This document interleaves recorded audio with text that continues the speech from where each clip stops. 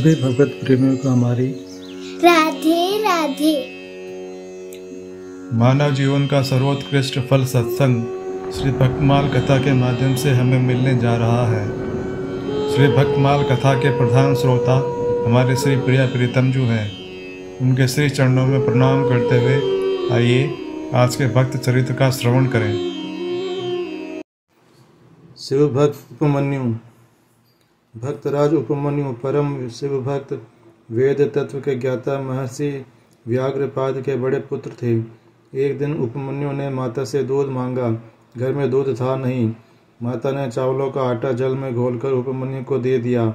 उपमन्यु मामा के घर दूध पी चुके थे, अतः उन्होंने यह जानकर कि यह दूध नहीं है माता से कहा, माँ तो यह दूध नहीं है। ऋषि पत्नी झूठ बोलना नहीं जानती थी। उन्होंने कहा, बेटा तो सत्य कहता है, यह दूध नहीं है। नदी किनारे वनों और पहाड़ी की गुफाओं में जीवन बिताने वाले हम तपस्वी मनुष्यों के यहाँ दूध कहाँ से मिल सकता है। हमारे तो सर्वस्त्र श्री शिवजी महाराज हैं, सर्वस्व श्री शिवजी महाराज हैं। तो यही दूध चाहता है तो उन जगन्नाथ श्री शिवजी को प्रसन्न कर, वे प्रसन्न होकर तुझे दूध भात देंगे। माता की बात सुनकर बालक उपमन्यु ने पूछा, माँ भगवान श्री शिवजी कौन है, कहाँ रहते हैं, उनका कैसा रूप है, मुझे वे किस प्रकार मिलेंगे और उन्हें प्रसन्न करने का उपाय क्या है। बालक के सरल वचनों को सुनकर स्नेहवश माता की आंखों में आंसू भर आए। माता ने उसे शिव तत्व बतलाया और कहा, तो उनका भक्त बन, उनमें मन लगा, उनमें विश्वास रख, एकमात्र उनके शरण हो जा, उन्हीं का भजन कर, उन्हीं को नमस्कार कर। यूँ करने से वे कल्याण स्वरूप तेरा निश्चय ही कल्याण करेंगे। उनको प्रसन्न करने का महामंत्र है नमः शिवाय। माता से उपदेश पाकर बालक उपमन्यु शिव को प्राप्त करने का दृढ़ संकल्प करके घर से निकल पड़े।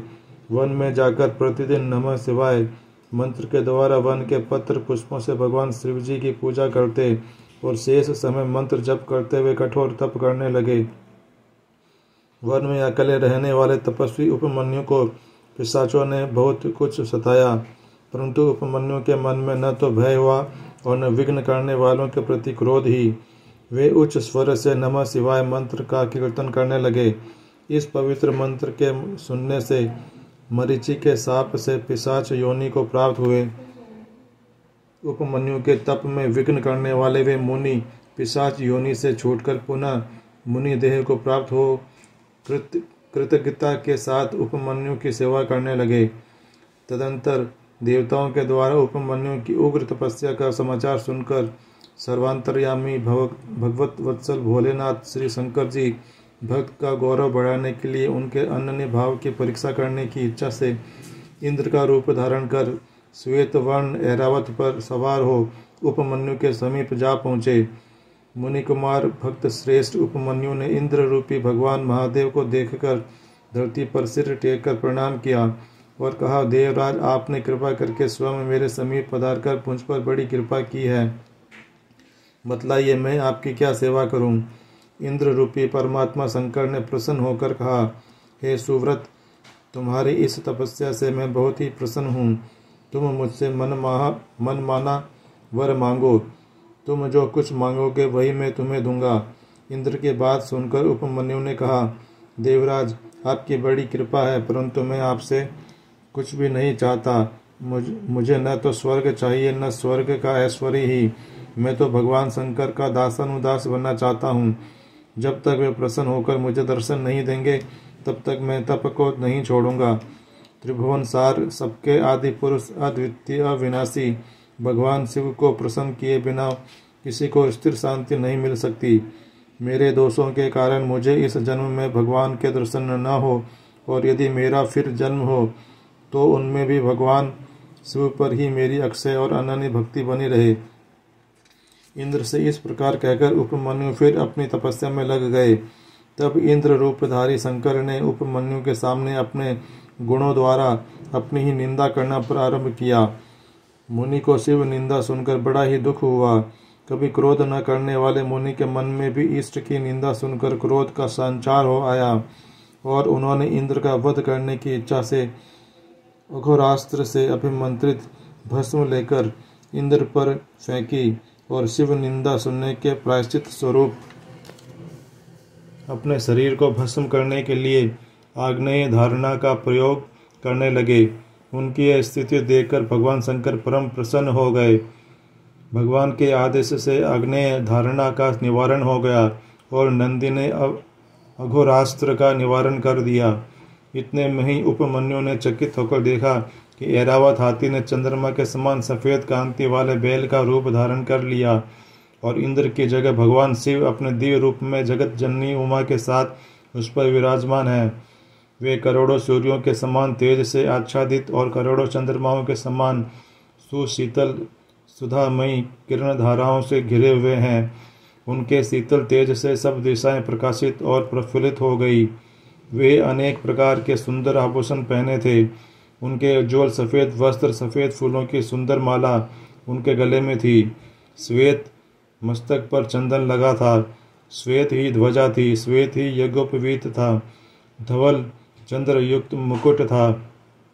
सुंदर दिव्य शरीर पर सुवर्ण कमलों से गूंथी हुई और रत्नों से जड़ी हुई माला सुशोभित हो रही थी।